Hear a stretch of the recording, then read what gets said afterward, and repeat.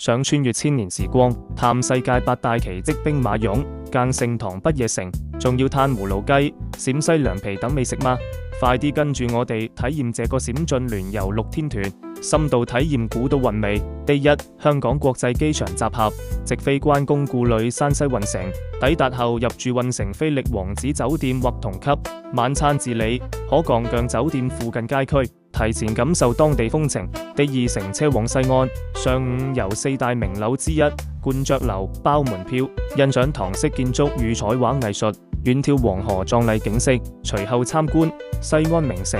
可選自費套票，走訪中國現存規模最大、保存最完整的古代城垣。下午格非物質遺產文化街、永慶坊、第三車館、鐘鼓樓，感受古都核心韻味，走訪百年歷史回民街，體驗市井風情，參觀國家一級博物館西安博物院，欣賞數十萬件珍貴文物。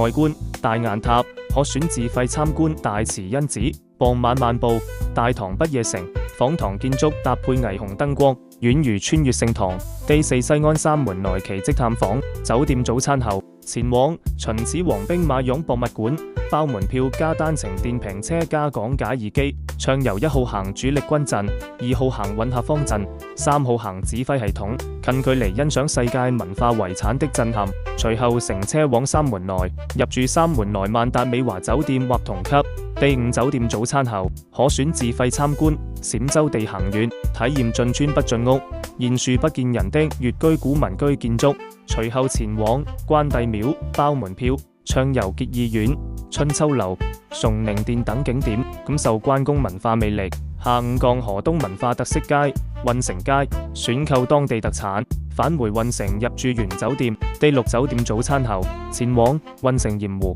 欣賞大自然的吊飾盤七彩鹽湖奇觀。隨後乘飛機返港，結束6天古都文化之旅。想報名嘅，撥打我哋熱線電話，或加我哋 WhatsApp 56225622分之38199076留位報名啦。